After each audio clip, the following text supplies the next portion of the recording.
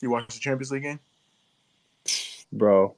I was supposed to like, cause my wife is out of town for these couple days, so it's just me and my two sons over here at home, and I was supposed to like get dinner ready before I went to pick them up. That was my plan, and I was just locked into the game. so, Uh, so next thing I was like, damn, I'm already late to pick them up, and I hadn't even started making dinner. So, yeah, I watched it, bro. They got the best of me right there.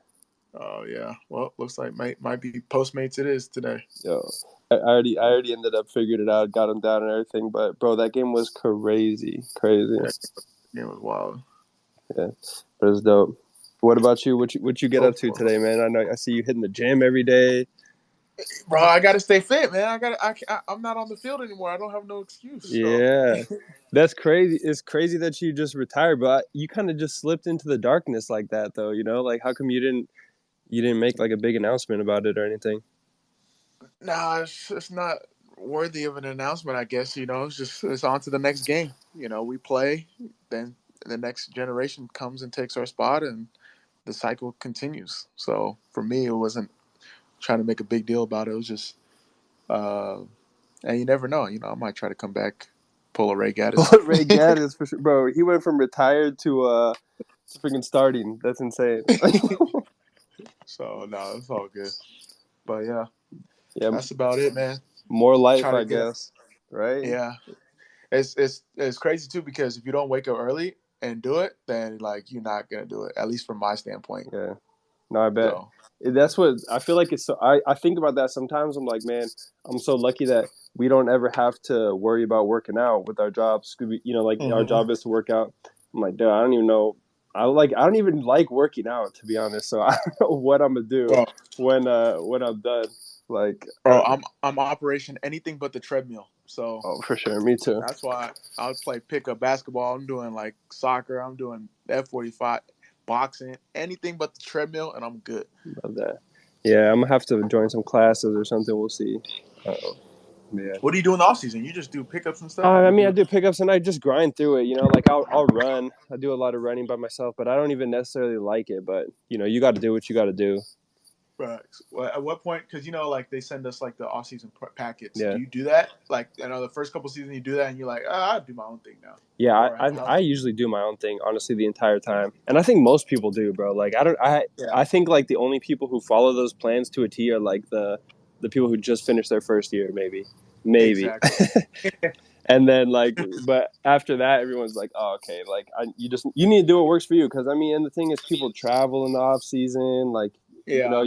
everybody's on different schedules, so it's impossible to just finish or like stick to their schedule. Hey, we got Facts. the Oakland Roots in here. What's up, guys? Yeah. Thanks for tuning Oakland in. Rose, they do a good. They're doing good things over there. Yeah, for the culture. Um. Where are you at? Yeah. Are It's you in just. Sacramento right now? Yeah. I'm in Sac. How far is that from Oakland? I don't know California geography at That's all. like a hop and a skip. Like that's like hour 20, not even. Oh, okay, nice, nice. Yeah. So it's not too bad. And then you got San Jose is a little bit farther. The Bay is a little bit farther because of the traffic, but yeah. But yeah, that's funny because it's always like, and then like there's like a period when like the coaches started doing like no longer like doing all those stupid fitness tests, Mm-hmm. and it was just like, yo, we're gonna get our fitness through playing. That was the best. Yeah. I don't even know why we do so many fitness tests, honestly. Like, what do they, I don't, like, say the beep test, for example, we do it every Yeah. year. I feel like, what are they looking for with that other than just to see, like, maybe your mentality? That's all I feel like it is. Because Uh-huh. like my first year in the league, I was like, okay, you know what? I'm a pretty fit guy. I'm gonna use the beep test as an opportunity to like show out. So we do the beep test like at the very beginning of training, and I was going crazy. It was actually me and Ryan Hollingshead. We were like the last two left, and we Oh, for kept real? going, kept going, kept going. Everyone had been out for a minute, and then so I ended up winning. And then they're like, "All right, now we're starting practice," and I was dead, bro. And so I just got, Yeah. I was just getting smoked in practice, and then I wasn't in the roster like for like it didn't help me at all to be that good at the beep test. So I was like, that was a lesson. Nah, fam. It's it helps you more than it hurts you. Yeah, Like if you do bad, like if you're especially if you're like your first year player, if you like do well in the beep test, it's just a great way to uh like put on notice, because if you're like the first one out, then it's like bad. And then if you're competing with like another rookie, and it's like all those little things matter, I would say. But my thing, because I hate fitness, I just like playing, and I like when it comes to the field, like games, I could play forever. But when it comes to fitness, nah, I hate it. So my thing was like, all right, who's in my position? All right, making sure I stay close to them or I beat them, and never get out before the goalies. And I was good. So I'm not trying to beat the beat test. Once I get a good enough score, I would talk to the trainer before. I'm like, yo, what's a good score for midfielders? All right, he'd say like 18. All right, let me get like 19, and I'm good to go. Because sometimes they do like they want to show improvement, so we do like a beat test midway through the season. So you got to give yourself room to improve. Oh, there's for sure vet plays to be made with the The beat vet test, tricks right there. bro. Like, and I swear, there's always like at one point a group of people drops out in the beat test, like 5 or 6 people drop out at once, Yeah, and you exactly. just wait for that group to go, and then boom, you're out Yeah, right just after that. make it past the first cohort, and Yeah, you're good to go. for sure. All right, so we got a few people tuning in. Everybody that's in the crowd, if you guys could tweet out the space, that would be great. Get some more people in here. We got my guy Amobi, just professional soccer player, recently retired. He said he might make a comeback, Landon Donovan, Ray Gaddis style. So we'll see. But definitely one of the, in my opinion, like to ever come out of the league, just doing so much off the field. So, and that I feel like that's why we connected. It's just like obviously the off the field stuff. So that's why I want to have you here, give that knowledge to the people. Nah, man, thanks for having me, and it's amazing to see what you're doing, man. These Tuesdays with Tesho's, you got the new logo, man. It's amazing to see, and nah, I appreciate the business compliment, but I'm nowhere near some of the people that are doing some crazy things. So just trying to take it one step and hopefully see what shakes. See, oh, Maria's on. Yo, shout out to Maria. She's helped me so much with career development. Shout out Athlife too. Hey, we could get Maria up here to say a few words then. I just sent her the invite. But yo, like at least I mean for sure, like after soccer, some people have gone on to do crazy stuff. But like during their career, I don't know anybody that was more active like on the business side of things than you. At least like maybe other people were just moving more quietly than you. I don't know. But I didn't never saw any like to me you were the only example of someone who's like got business going on while you're playing, you know? Yeah, that's a good shout. I think like before I used to be like kind of like, yeah, let me not talk about it. But at the same time, it's like, yo, as a professional athlete, this is like the time when all eyes are on us, so might as well take advantage of it. And there's other guys, maybe not like from a digital standpoint that are on it talking about it, but Andrew Jacobson was someone that like I played with that I heard like he was doing some amazing things. Like there would be times where I heard like he would literally be on like a meeting, like a deal, walking into the film room and like having like so Yeah. so stuff like that. You obviously got Quincy. There's plenty of other guys. Oh, Quincy's Bedoya, another good one for sure too. yeah, Alejandro Bedoya. Amazing things in the Philly area. It's just great to see, like, especially as we kind of get older and like we start like sharing more moves, like what people are doing. Like, obviously, I knew you were into real estate, but to like the level that you're into it, I didn't know until we started, connecting on a deeper basis. Yeah, and that's why I feel like it's beneficial for us to just like talk about what we're doing, you know. And I think, Yeah, like you said, at least for me too, like I had that fear about, you know, being loud about it because oh, what's the reaction going to be from my teammates, my coaches, the fans, whoever. So I was kind of afraid as well. But then I was like, you know what, this is me, and I honestly feel like a release being able to talk about it, you know, like I feel more right. comfortable now. And then also, okay, I'm talking about it, then I get to meet other people who are experiencing the same types of things, and it's been so beneficial to my life off the field, and I feel like on the field too, like because when you're enjoying your life off the field, on the field goes great too. So it's been Man, uh, facts. it's been a good flywheel of sorts. No, you hit the nail on the head when it comes to like having passions outside the field. Just because from the standpoint of the job of a soccer player or any athlete per se or anyone individual, like you kind of get so wrapped into it, and then say you're like in a bad run of form, and you don't have anything to like kind of ease your mind off it.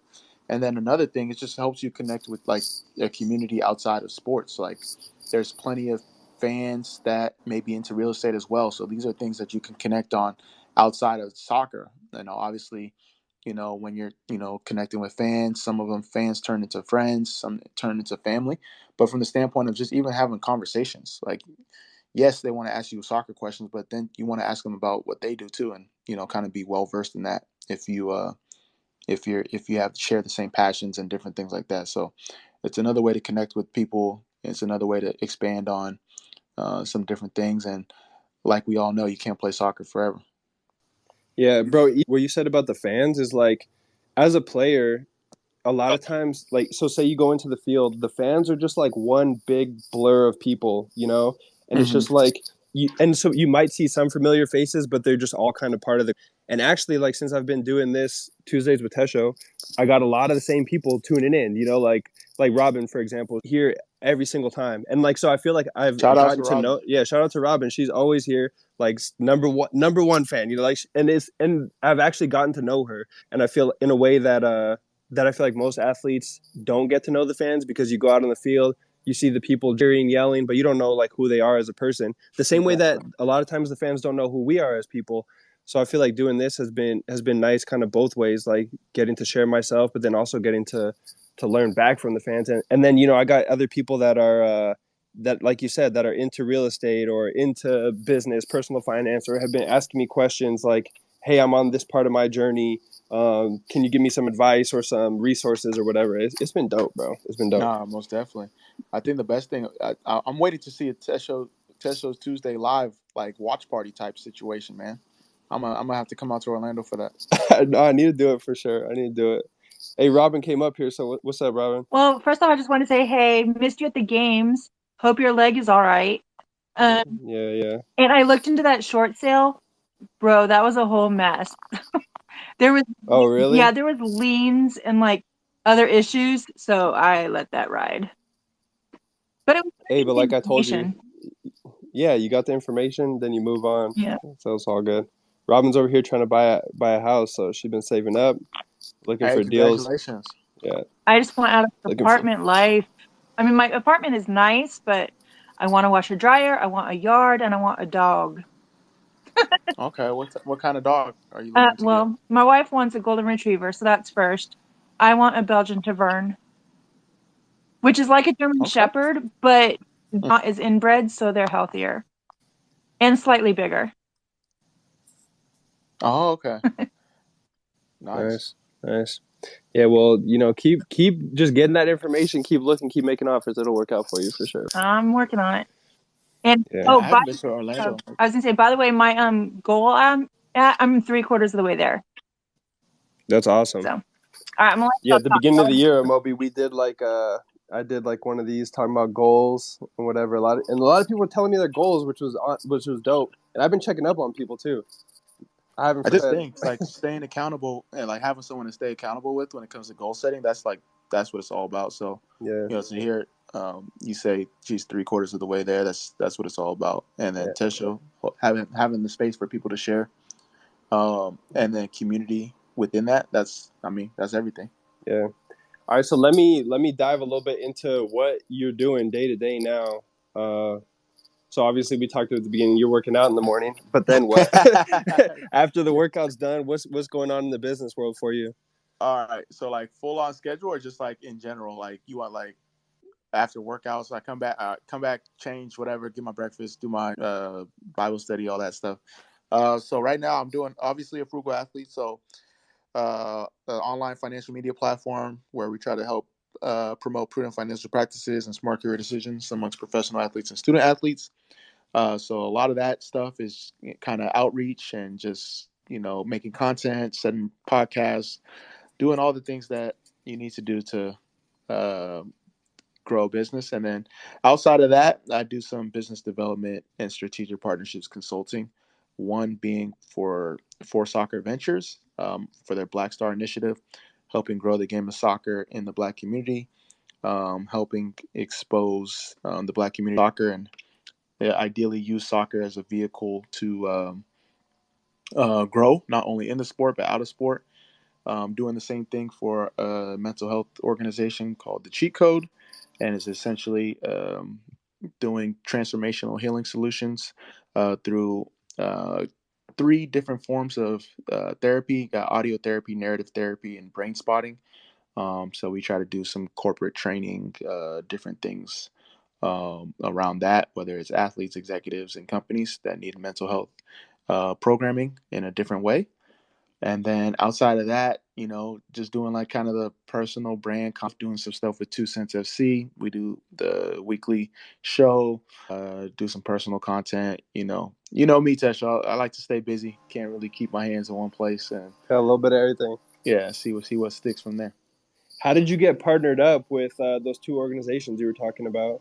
Like, was that something that happened during your playing career or right after, or how Yeah, did that so happen? it kind of happened during.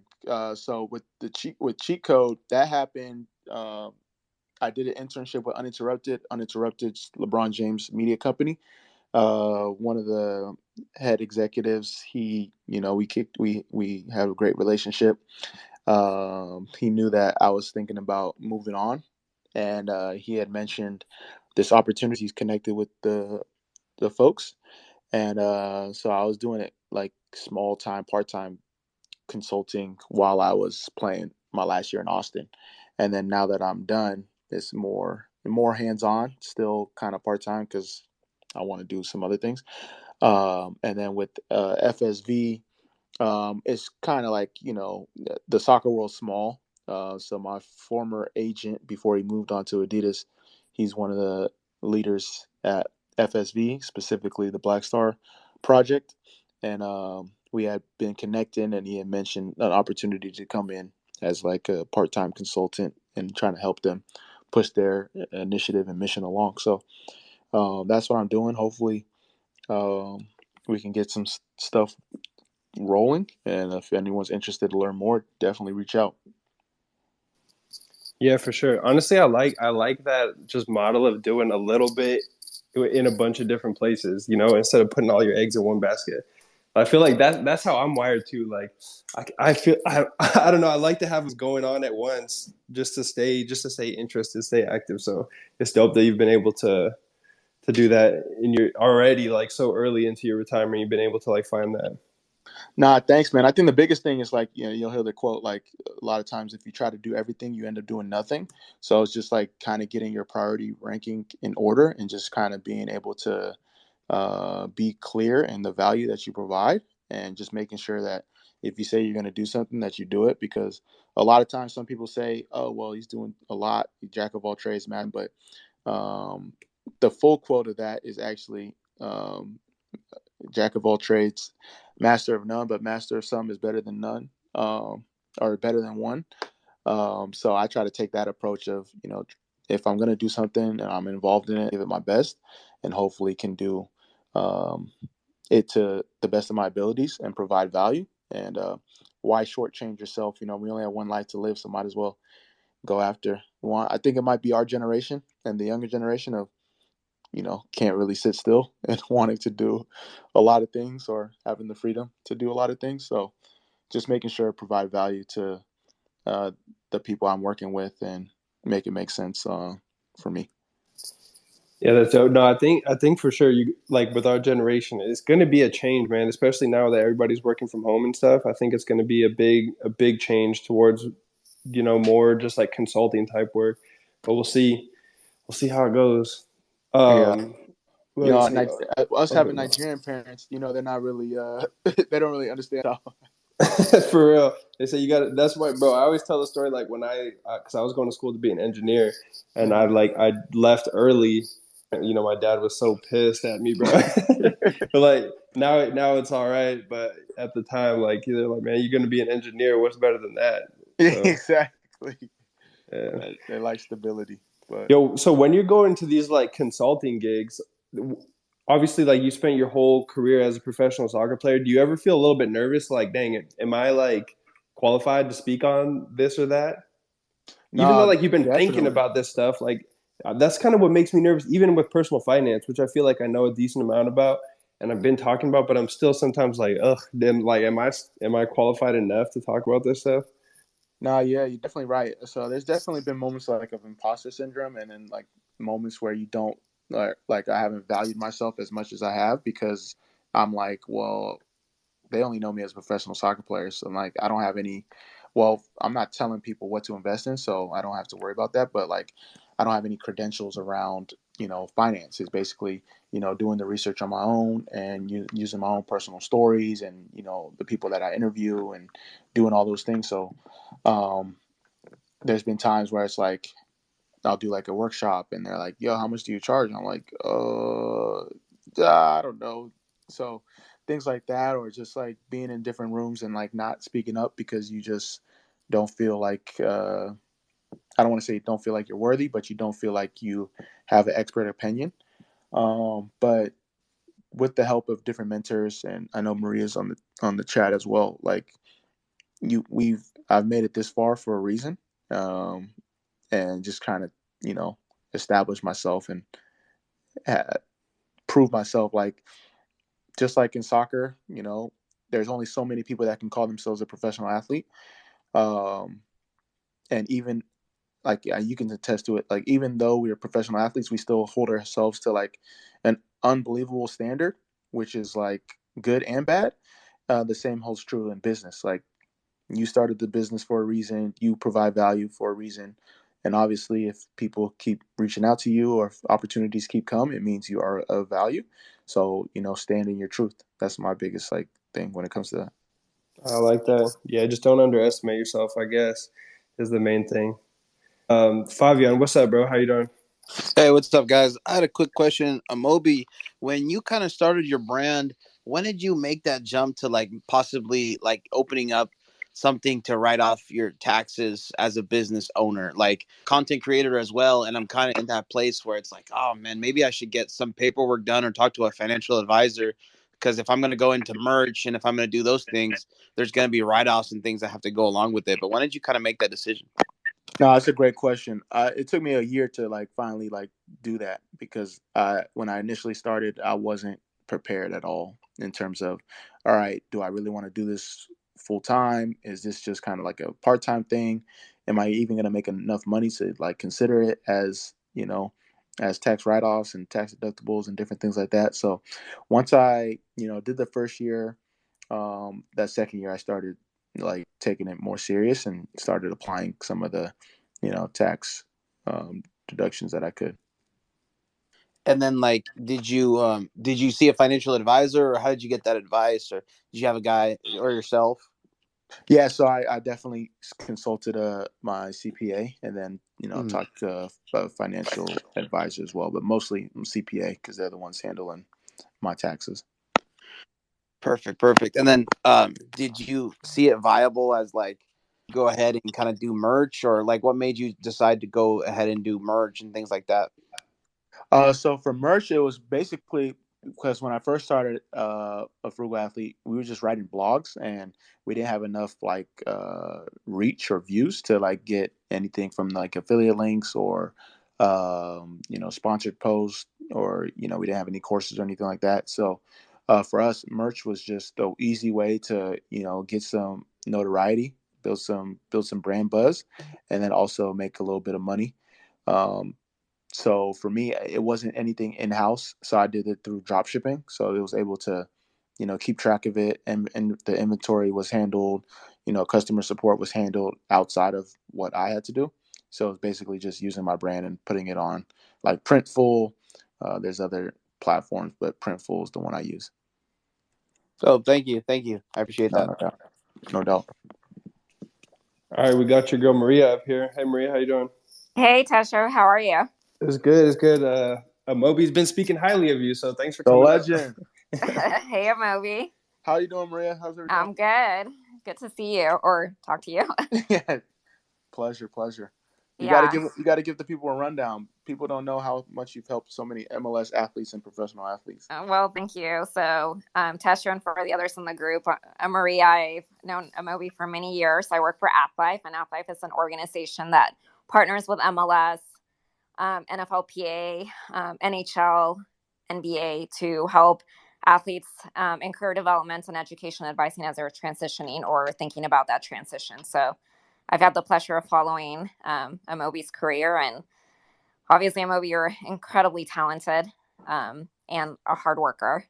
And all the things that you've done have set you up for the success that you will have now as you're fully moving on from soccer. Thank you so much. But yeah, so Tesha, Maria helped me, like, because I left school early. She helped me kind of build out like my whole plan on how to continue my education while playing. So initially, and John Harris, who's the founder of Athlete, I was like against it because I was trying to go back to UCLA, make sure I got my degree from UCLA. But they kind of put it in perspective that if I had to go back every off season, I would only have to take. It would take me a much longer process, and just they just helped me really tremendously in my career development. So always thankful to them. Still have a great relationship with them. Still work with the founder on another project. Speaking of projects, yeah, it's just amazing. That's awesome. So Maria, what's like, so say a player reaches out to you, do you guys just kind of do you have like a standard thing you walk people through, pens person to person? Like what kind of services can you provide for people, or for athletes, I guess?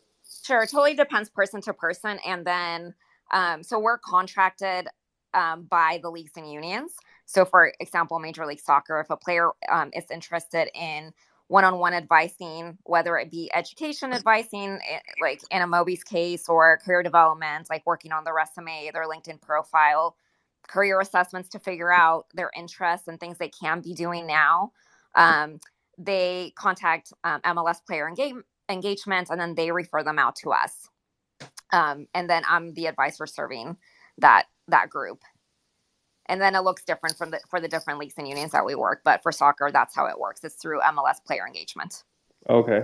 It's crazy. Like, honestly, the MLS and like the union as well, or the MLSPA, Yep. They have a lot of resources, but I feel like even me, who I'm like engaged, I don't even know about a lot of, I feel like they need to do a better job. I don't know. And maybe it's just because every time they come and tell us what they got going on, it's like one of 20 meetings we have that day. So everybody's tuning it out. But I feel like they got to do a better job of, helping that sink in for people, because there are so many resources out there. And I mean, I don't know, not enough people are taking advantage of them. You trying to get Maria in trouble, Tesha, or what? No, it's not her fault. That's not I don't think job, in trouble. Yeah, it's not her fault at all. I feel like, I don't know, the league or the union or the teams, whoever it is, it's a lot of word of mouth too. So for example, I've had, MLS players that I've worked with who then tell their teammates, hey, as you're thinking about retirement, you want to work on this or that, contact, whether it was at some point we also worked with a PA. Hopefully we'll continue to do that. But like I said, right now it's through player engagement through the league office.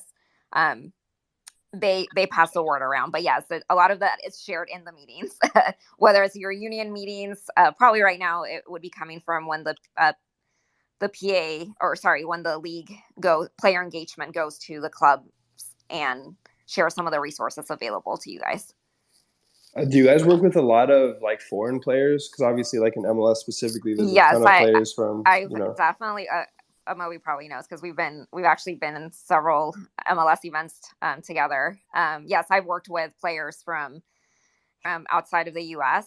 Who are either still playing right now or just transitioning out, as well as Canadian. Obviously, a lot of Canadian players. Oh, that's awesome. Yeah, because I feel like a lot of the foreign players too. Because a lot of Americans have done some college and maybe have some sort of plan to finish up, but a lot of the foreign guys, they start playing super early, and soccer is it, Yep. So that's awesome that you guys can help them out too. Javier, what's up, bro? Hey, I had a comment, dude. Tesho, that means you just got to run, man. You got to run for that president job, dude. You got to get involved with your PA. Yeah, thank you. Nah, I've been like my team's like union rep for, I don't know, basically my whole career. So if anybody on like Orlando City, for example, has a problem or a question that needs to be sorted through the union, they come to me. But now like being on the board is just too much. Especially, I mean, it either is too much during times of like when we're doing CBA negotiations, it's crazy. Even just being a player rep was a lot, and then the people on the board, it's a lot of work. And then it goes to being pretty much nothing when there's no CBA negotiation. But what you got to do is then we got to go ahead and make like a fun informational rap video to make sure everybody gets the information instead of a boring presentation, right? Nah, not the rap. Not Dude, the rap video. like the Mike McGee-esque, like MLS 2006, We'll have to put him Amobi. He's the content king. He can come up with something. No, I Yeah. think, like you said, like the more we share the stories and like the pathways of athletes, whether it's soccer players or other players that have gone on to do great, amazing things, whether it's coaching, training, real estate, business. As more athletes will see that, they're going to want to follow those roadmaps, even though it may not be initially, but they do know like at some point that's going to be them. So the more we share that, whether it's through MLSPA, MLS player engagement, just in general, like our platforms, that helps everyone involved because, yeah, it's tough for athletes to transition, especially in soccer. We're not making NBA or NFL money, but it's making good money. But at some point, if you're not smart about it, it will run out. So, what are some things that athletes can do to transition in a smoother way? So that's why AthLife and other organizations are very much needed and mandatory, in my So opinion. true, so true. And a lot of guys, they don't even want to think about or like bring up the subject of what's after, as if it's like going to jinx you or something. But man, you have to though. Like it's because it's gonna happen. Like, and I feel like it's not bad to just prepare for that and think about it. Exactly. The only jinx in soccer is if you buy a house, you'll get traded. I got lucky, bro, because when I moved here to Orlando, because I was in Dallas for 5 years, and I was like, damn, I wish I would have bought a house. The market went crazy over there. So I was like, okay, if I get traded somewhere, like I'm gonna buy a house ASAP. Bought one in Orlando right away, and then was able to sign a new contract. I'm still here, so I got Smart. lucky. I broke. You broke the curse. Let me knock Yeah, on wood. I think it's because you everybody. bought it right. You bought it right away. Usually, people wait like a year or two and Yeah, thinking like they just signed their new contract and they're gonna stay there for a while, buy a house, bye bye. yeah. No, I've seen that happen too many times. That's for sure. Everybody in the crowd, guys, this is just like an open conversation. So come up, tell us about what you're doing with entrepreneurship. If you got any personal finance questions or topics you want to discuss, like come up. Me and Amobi are here. We got a bunch of other guests, so come and talk to us. Also, like retweet the space, like I was saying, or share the space. I think in the bottom corner, if you hit that plus button, share the space onto your feed and get some more people in here. Fabian, what's up, bro? I had a question for Maria, if that's all right. Maria, you Yeah, there? of course. Sure. Hey, so how do you guys talk? I know MLS is a league where it has tons of different nationalities. How do you try to talk to all of the foreign guys, right? Like, how do you talk to guys from Poland and then guys from like Venezuela? Like, how do you go ahead and handle that? Do you have translators for every language? So in my role in our organization with AthLife, no. So we are just contracted by player engagement to do a specific task. So if a player requests our services, who we are limited to obviously English speaking and Spanish speaking players, and for those that I've worked with. And so far in the years that I've worked, we have not had a request. I mean, I've had players from other countries, from France, who I've worked with, who are fluent in English.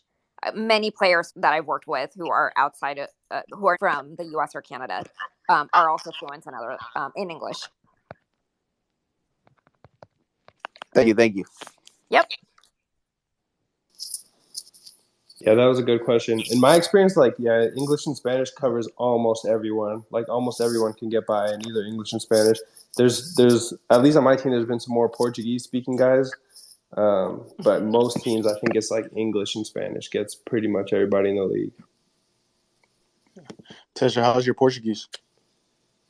Bro, Portuguese, I swear it's a made up language. Like it does not, it doesn't seem real, bro. It's like some mix between like Russian and Spanish or something. I don't know. Like every time I hear these guys speaking, I'm like, what is on? I have no idea. Have you listened to it like really good? Because it's Spanish, but like with a different pacing. Oh, it's difficult for me, man. And my Spanish is pretty good, to be honest. So, but the Portuguese, nah, I'm lost. I'm lost right away. Yeah. But it's been cool. It's been cool to just get to know a lot of these Brazilian guys. one of the biggest things that I would say, like, if I could start my career over again, I would say learn Spanish or learn like another language. It helps you tremendously. You think even after your career, like that would have been helpful right now? Oh, with every just life in general, but like on the field, I think if you're well, in this case in MLS, if you're an American player, but if you're like in another country and you learn another language like English or whatever, I think it'll extend your career like 2 years minimum. Why is that? Because you're like able to translate for incoming players, like whether you're like a starter or not, you're like a glue guy within the locker room. Bro, it's underrated to be the glue guy. Yeah, honestly, Yeah, like that's so true, man. And just to be like a good presence on the team, because especially in MLS where there's a salary cap, like the difference between the teams that win and the teams that lose is the culture. Like always, exactly. that's the difference. So if you're adding to the culture, like of course you have to be a good player, but if you're also adding to the culture, it's a super underrated thing that people can bring to the team. You know? Exactly. Yeah, and especially like if you're one of the very very top DP guys, maybe you can be in a dick. But if you're just like a normal player, like you have to be a good person to be around. You know, otherwise like there's no keep you. They'll get rid of you. Like some people come in with attitudes or this and that, and like they don't care. Even if you're a slightly above average player, like they don't care. You know, they'll get So, somebody else because the culture is everything, and the coaches know it. The GMs know it. yeah, performance equals tolerance. That's what it's all about. Uh, I like that. Speaking of GMs, when are you going to make the move? You just doing this consulting stuff right now? Build the resume. Yeah. Yeah. We'll see. I'm gonna start planting some seeds. Who knows which new teams are coming or which teams are doing bad where they could take a chance on me. I might do like an Ali Curtis manifesto and hopefully get a job like that. That'd be dope. It goes back to just like what we've been saying since the beginning. It's just like kind of putting your work out there in public. It makes Yeah. a big difference. Like you never know who's watching and who's going to see. So Yeah. So I think we'll you should see. do it. I feel like you'd make a good GM, man. You got that business sense, like that. Just like and you're like very diligent. I feel like about the way you do things. You know, like good routines, just consistency, all that kind of stuff. And that's what you need. Yeah. So we'll see. If I had an MLS team, I would do it a lot different than a lot of these teams here. But What would you do? well, depending on the team I had, it obviously with budget and stuff. But yeah, I would do it a lot different. Like, yeah, it would be Is there fun. is there anything you see like kind of across the board with MLS teams that you think they could, improve with, or not really? Uh, Not across the board. I mean, I feel like the model of success is there. Like you got the Seattle's, you got the Philly Unions, you got obviously Orlando when Pareja came in. You got teams that do it consistently on a year-to-year basis. You don't have to like reinvent the wheel, but there is definitely things that I feel like certain MLS teams should add specific to their community, and I feel like not enough teams like really tapping into their community from a soccer standpoint and really embrace like, all right, so for example, Philly, like just because I played there, like Philly's a hardworking city, so getting guys that fit the ethos of what Philly is all about. Philly homegrown talent. If you're gonna have outside international talent, they fit the ethos of the city. Different things like that. I feel like not enough teams do that, but it's still growing. It's still a young league, so Bro, that's so true. And even like look at Miami, bro. Like the I don't know how Phil Neville is as a coach. Like maybe he's a great coach or not, but it's Miami, bro. Like, why you got a coach from England over there? yeah, Like it doesn't make sense to me. Like you need to well, embrace. But I'm just saying, like just embrace Miami. yeah. Well, It'd be interesting. like if I was GM of Dallas, I wouldn't have anyone outside of the Dallas region on that team. Oh yeah, because they You have Dallas too is much talent. yeah You have too much talent from Dallas yeah. um, to even. It would be. I would make Dallas like a selling club. Well, the Miami had Diego Alonso, and he took Uruguay to the World Cup. So I mean, they did have a good coach Yeah. before. Yeah, it's interesting, but I think that's so true. Like just to let the city kind of bleed through to the team, you know, like Yeah. let the city speak through the team is a good point. And also what you said about becoming like a selling club or whatever. The MLS is in a weird spot where like teams are kind of in between being buying and selling. You know, like the league doesn't really know what it wants to be in that Yeah. sense. So it'll be man, because I think sometimes like I don't know. It's just people get stuck in between. Like they want to hold their really good players, and sometimes the players want to go to Europe or whatever. So Yeah. that's kind of like it's tough to be in the middle like that. It's a tough predicament. Yeah. Amobi, real quickly, I'm gonna give you Let's Play GM. All right, the All right. hardest club in MLS, San Jose Earthquakes. What are you doing? Great. My San Uh, Jose Earthquakes. you're from the Bay? Yeah, I'm from the Bay. I'm one of the biggest content creators out of the Earthquakes. So Oh, I love it, man. I'm yeah. in SAC, so if we're ever Oh, you're in Sac, bro. yeah, That's if you're awesome. we got to link up for sure. Yeah, for sure. So yeah, with the Bay, definitely they got to integrate their homegrowns a lot more. A couple guys out there. I know Casey Walls is a young guy, um, and I'm only speaking to him because I know him. I played with him last year, but you got Kate Caldwell. He's not even starting right now. I think it's tough because I don't want to speak for anybody, and I'm not seeing behind or inside the four walls, but I feel like they need to have a change with upper management. And obviously, everyone talks about the owner, low budget, whatever, but there's still enough that you can do with what San Jose has to offer from a region. There's no competing market in anywhere in NorCal. I mean, Sac Republic, Right. Oakland Roots, but they're not. There's not really a competition for talent. Um, and embrace the city. San Francisco, the Bay Area is the most diverse regions in the United States, and I don't feel like their team or their club does a good job of that. And I mean, you had the all-time leading goal scorer in all of MLS, and throughout that tenure, you only made the playoffs twice. So that just speaks to the inefficiency of a club. Um, but hopefully they get better. I know it's going to be an interesting process with this new coaching hire. I would go domestic in terms of coaching hire. Someone that is a little bit more understanding of the rules, and then definitely readjust their scouting department because some of their last few signings haven't been world if that makes sense. Yeah, I mean, the scouting department, Matias Almeida, what guys you want? What your boys? Actually, yeah, they didn't really do a good. But I think that was one of the complaints, right? They didn't really Yeah. get some of the guys that he wanted. Well, he gave them a list, and they probably got the eighth or ninth on the list. You know, so Yeah, so it's tough, I feel like sorry for all the Orlando guys in here, but I feel like the big problem with San Jose is they don't capture the area. The Golden State Exactly. Warriors, Yeah.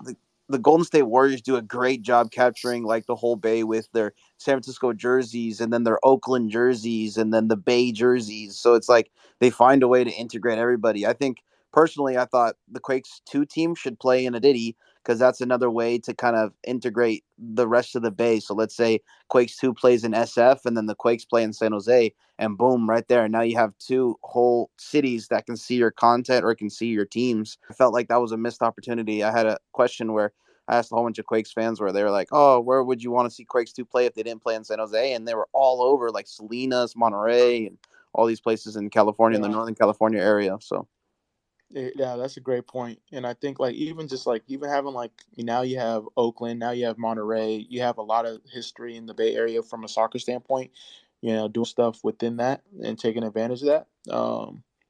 It definitely makes a lot of sense. We thank need a Moby GM, Fabian assistant GM. you. Gotta make it happen. Dude, I'm thinking of Moby's gonna buy the team, dude. I'll just be like the guy, you know. I'll be like little President Junior. I wish. I wish. Armani, what's up, bro? Is Armani there? Yeah, I think he came on. He might be muted. All right, Sasha, what's up? We can get back to Armani.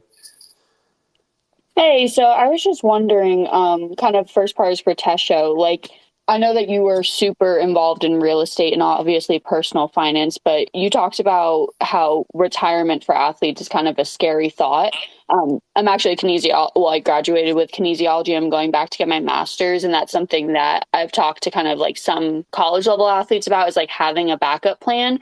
But what are you planning on doing after you play? Is the idea that you're going to continue doing what you're doing, or do you want to expand into other areas as well?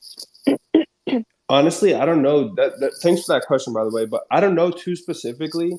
But that's what I like about real estate is I feel like with real estate, as I build my portfolio and get more houses, I'm building like a cushion for myself so that I can maintain some sort of lifestyle and then like have the flexibility to take, whatever kind of job I like. Like right now, things that I'm interested in are like I want to like give back to the world in some way, like whether that's through affordable housing is something that I'm really interested in, which kind of partners back and real estate.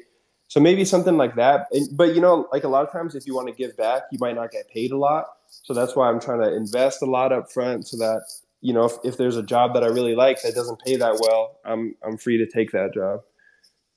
I think that's awesome. I definitely think, I don't know if you're planning on staying in Orlando for kind of like the rest of your life, but I know here in Orlando, I was basically raised here, and there's a lot that can be done within the community to help other people. And thank you for your response. I really appreciate it. And I wanted to ask Amobi, obviously you were a fantastic player. I watched you in Orlando and I watched you at other places as well. At what point did you decide what your next step was going to be? Was the plan always to do what you're doing now, or did you kind of decide that later? Oh, that is a great question. Do you have a podcast or something? Yeah, For real, came in with the best questions of the day. I love it. So Thank you. For me, it was like I've always been like kind of like really weird about knowing what I want before. So, like the decisions I made early on from my career ultimately led me to what I'm doing or like kind of want to kind of step into now.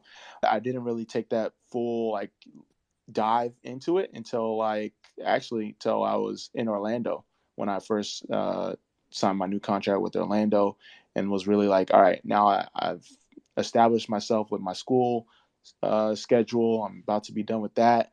As I move on to the next thing, all right, these are the steps that I'm going to take, and hopefully I can continue that pathway. So it wasn't like immediate, but I did have like the seed planted very early on. And kind of just a two-part question to you. One, do you wish you would have started earlier working on the stuff that you were working on, or do you feel like you were at a good place to start when you did? I wish I would have started from day one. Obviously, everything's in hindsight, but I had a friend give me like a flip cam back when those were popular. And if I would have like started creating content like then, I would be I guess, I mean, everything's in hindsight. I feel like I would be a lot farther with some of the things that I'm doing, but with everything that happened, I'm thankful that it happened the way it did. It's just like in hindsight, I definitely would have loved to start sooner and gone through the growing pains sooner. But as an athlete, especially that first year, my first year in the league, I played like 11 games, 4 starts. So if I was making content and stuff and the timing of where we're at in society, I would have been out the league within a year. So it's better that everything happened the way it did.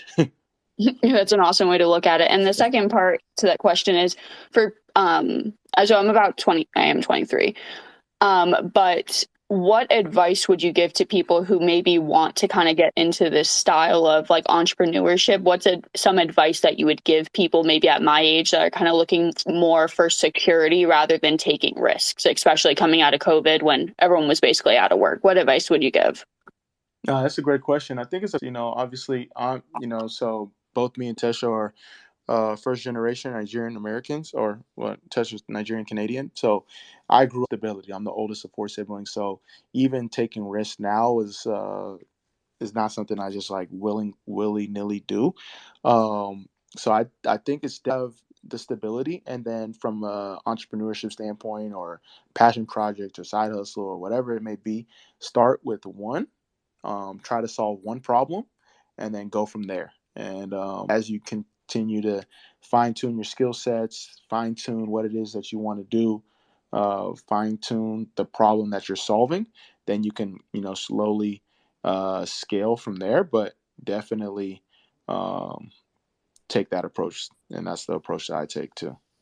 Yeah, to add to what Amobi was saying, like it, and I like Amobi said, I'm big on security too. And the main thing for me is just building your free time. Like don't forget where your stability comes from. So like for me, for Amobi, like our money all came from playing soccer. So we're trying to build some stuff in our free time, but you cannot sacrifice soccer ever. Like to put out some content or to do some investing, like you need to remember where you get like where you're getting your money from, like where the security comes from. So I'd say that for you as well. Like if you have a job, that's great, and you're secure with that job, that's great. And then in your free time, start building something. And then like as that thing grows, then you can kind of be more flexible with your job. Maybe you change jobs or like start working part time or whatever. But don't just jump headfirst into it. Like build on the side and remember Yeah. where your security comes from. A trick that I like is like, so pick like one bill that you have on a monthly basis, and then it's like, all right, I'm going to build my side hustle to take care of that. So for example, it could be like, all right, my internet and streaming services, and it's like, all right, my side hustle, whatever it is, that takes care of that for the month. And then once you get your rhythm, it's like, all right, I'm gonna add another thing that I want my side hustle to take care of. And then once you get enough uh, things taken care of from your side hustle, that's when I feel like you're ready to do the full jump into the deep end from a entrepreneurship. But a lot of times, especially in this hustle culture now, they're like, "Yo, risk everything, go all in." And yeah, some people it works out, but I like to play with the like numbers, and it's like the numbers are better off, staying from a stability standpoint, and then trying to figure out the entrepreneurship until you're comfortable enough, or give yourself enough run rate to yeah, I've saved up enough to last me a year and a half or 2 years or 6 months, and I'm gonna go all in. But definitely have that stability, because it gives you more confidence to take risk when you have like that safety net. And I know a lot of times some people say, well, the safety net's what's stopping you from going all in. But you never want to. I think Tesho said it earlier. Put all your eggs in one basket. That's awesome. Thank you guys both so much. Yeah, thanks for coming, Sasha. You ask amazing questions. Love I it. try to. I'm actually a personal trainer, so sometimes I have clients during this time or I'm working out during this time, but I do try and come. And if I can't listen live, I do end up listening on YouTube. So I appreciate you putting that on there, because there have been a couple times where it skipped my mind and I've been like, oh, I really wanted to listen to that one. Awesome. Yeah, shout out to Fabian for the YouTube too, because he's helping me get those up there. I'm just sending him the MP3 file. He's doing all the graphics for it and the everything. So Fabian's been a big help with that. Okay, shout out Fabian. He's the man, bro. Look at I'm telling you, you guys need to tap in together, especially if you're close to each other, bro. Fabian's a hustler, bro. Straight up. Yeah, definitely. I'm following him right now. I'm over out, bro. Tesho, we got a link too when I get to Orlando. Yeah, for sure, bro. Let me know. Armani, I saw you throwing up some emojis. I don't know if you're here, you ready to talk or what. Hey, what's up, Tesho?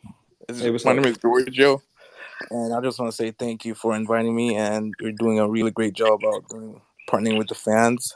So I just moved in Orlando, and I like the environment here, and I'll just say I apologize about the last game with the Red Bulls, and so yeah, thank you. Yeah, for sure. What about entrepreneurship, personal finance? You got anything you going on in that area of your life? Yes, I'm actually going to getting involved in the sports management area. So I just want to have an advice about getting involved, about how passionate soccer is. Like Amobi said about how the league can change, about getting involved with the community and stuff like that. So you're trying to say, how can you get into the world of sports management? Yeah, and entrepreneurship. What advice would you give a person for like that? Maybe Moby's got something good. I can say something too, but I'm sure Moby's got a good point. In terms of trying to get your foot in the door, definitely, Yes. These type of conversations, I think if you get into enough of these, like, you'll see a situation specifically like Fabian and Tesho, where they work together, and eventually that can lead to something more. For On the sure, for team sure. on the team level, it's it's tough. I would say whether it's like an internship or entry level, I think the hardest part is getting in. But once you're in, it's a unique situation where they go with people they trust. When it comes to work, it's all about. A mentor of mine told me this: like they only care about three things: relationships, revenue, and results. And the hardest part is getting in. So I think Of if you're course. able to get like an internship or entry level, whether it has to start off as volunteering on like the weekly games, put you on top of mind with the people involved, and then from there the sky's the limit. You may have to travel a lot working in sports management, at least Yeah.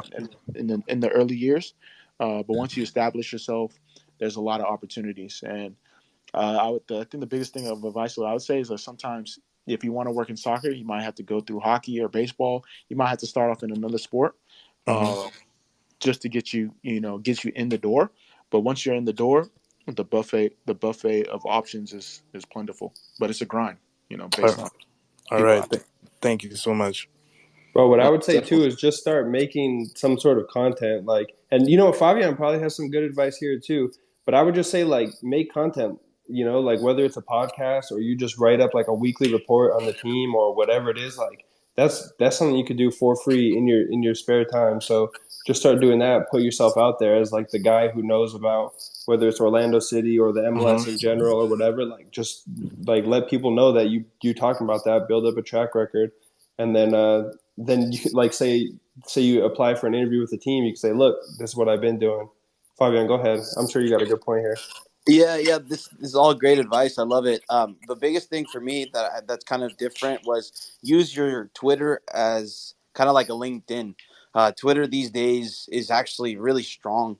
So if you have a very strong kind of Twitter, it acts like a LinkedIn. And there's some people that don't have LinkedIn and they use Twitter instead. So having a strong portfolio and your content showing or whatever connections that you have on your Twitter, I mean, that's something that will always put of other people, as well as making connections. Like I'm from San Jose, and Tesho's or he lives in Orlando.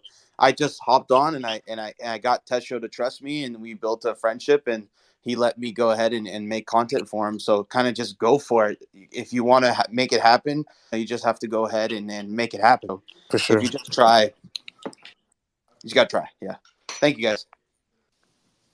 Yeah, I think Twitter's even better than LinkedIn, especially at meeting like certain types of people. Like if you're trying to, just work straight up in the business world, you probably need LinkedIn, but I don't know, there's a lot of like creatives and hustlers out here that are on Twitter and like making connections through Twitter specifically. So, like Fabian said, Twitter is powerful, man. Especially these Twitter spaces too. Like you see Twitter spaces talking about something you're interested in, hop in and just say something. You say something cool, people start following you. It adds up. Yeah, that's Yeah, true. you don't ask, you And don't get.